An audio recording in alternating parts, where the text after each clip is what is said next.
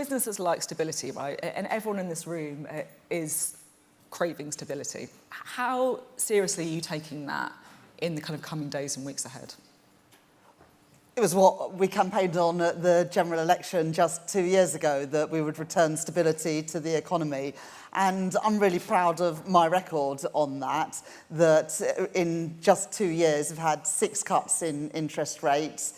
Inflation, despite all of the global headwinds, fell in April and held steady in May, and we had the fastest growing economy in the first quarter of this year. And the reason that we have managed to return some semblance of stability to the economy, notwithstanding the shocks from around the world, is because of the fiscal and economic discipline that I have brought back to policy making.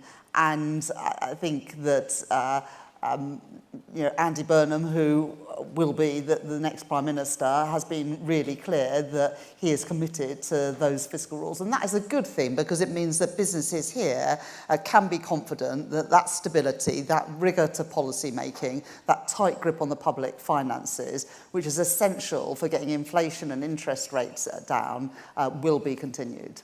I'm really interested to talk a bit more about the fiscal discipline side of things, which obviously has been a big part of your chancellorship.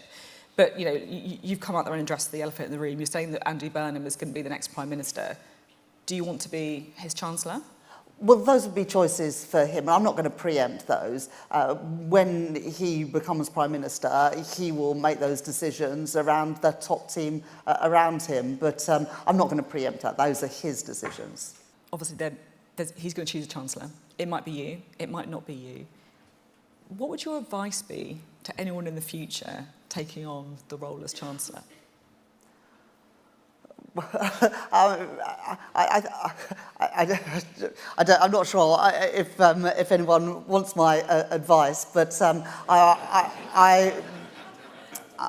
my advice would be, you've got a brilliant set of officials at the Treasury who will back you if you are clear about what you want to do. And I've been very clear about what I wanted to achieve as Chancellor. I wanted to restore stability to the economy.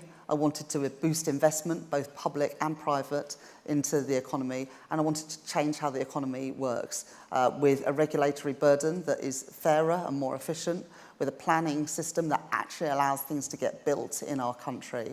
I'm really proud of my record, and I hope that whoever is Chancellor in the future, whenever that future may be, sticks to what I'm doing, because it is beginning to bear fruit, and we are seeing that investment return to the economy, that growth return to the economy, and crucially that stability so that businesses can plan and invest for the future.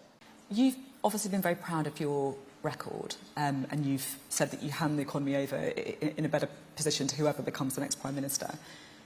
Andy Burnham, I guess, is promising change, so he's promising something different. Do you accept that there does need to be change? Well, we had very poor results in the local elections and the Scottish and Welsh elections just a few weeks ago. So clearly we need to do more to connect to the country, to tell a better story of what we've done in government, but also set out the vision for where we want the country to go. That is what Andy will be able to provide as our next Prime Minister. He is a great communicator. He's got a great track record in delivering in Manchester, and I've no doubt that he will bring that to the position of Prime Minister. And I look forward to working with him in whatever capacity. Just on that, obviously he's going to choose a Chancellor. It might be you, it might not be you. What would your advice be to anyone in the future taking on the role as Chancellor? I'm not sure if anyone wants my advice, but my advice would be, you've got a brilliant set of officials at the Treasury who will back you if you are clear about what you want to do. And I've been very clear about what I wanted to achieve as Chancellor.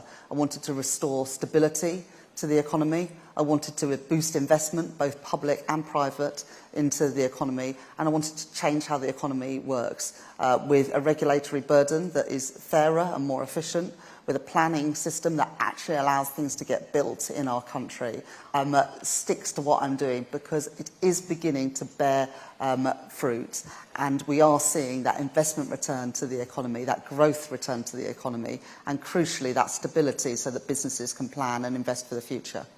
Whatever happens, you're going to be, part of history as the first ever female Chancellor.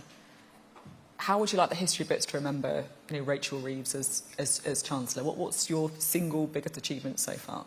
Well, when I became Chancellor of the Exchequer, the first speech I gave was in the atrium of the Treasury, and I said in that speech that I would judge my time in office a success if ordinary children from working class backgrounds had more opportunities than when I became Chancellor, and whether women and girls felt that there should be no ceiling on their ambition. It'll be up to others to judge whether I've achieved my goals, but I'm very proud of what I've done and believe I have.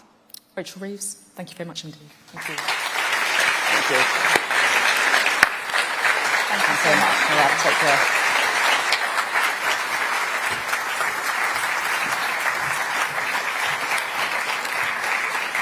Sir Melstride, Sir Chancellor. Thank you, Mr. Speaker. Given all that is going on, Mr. Speaker, this could be the last time. So the legacy of this Chancellor has been the highest taxes on record, a benefits bill spiralling out of control, unemployment 300,000 higher than it was at the last general election. The Right Honourable Lady trumpets 2.8% for inflation, still well above target, and only last year it was the highest in the G7, to the detriment of millions up and down our country. And borrowing? Well, could I ask the Right Honourable Lady how much more, under her plans, she intends to borrow this Parliament than the plans she inherited? Chancellor of the Exchequer. Mr. Speaker, let's talk about my record. 6 cuts in interest rates, wages rising faster than inflation, trade deals secured, investments delivered, support for our energy-intensive industries, 500,000 children lifted out of poverty, record investment in our National Health Service, more money for local transport infrastructure right around the country, the biggest uplift in defence spending since the end of the Cold War, and an economy that has constantly beat the forecasts, an economy that is growing, an economy where inflation has come down. Compare that to the disastrous 14 years when they were in office. I would take our record any day. Can I just repeat, please?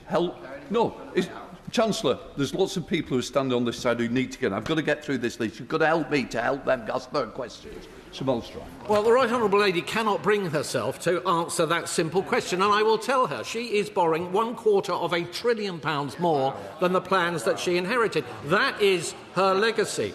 Now, we hear that the Right Honourable member, the member for Makerfield, is considering borrowing even more. Does she agree with me that that would be utterly reckless and that the bond markets will not wear it?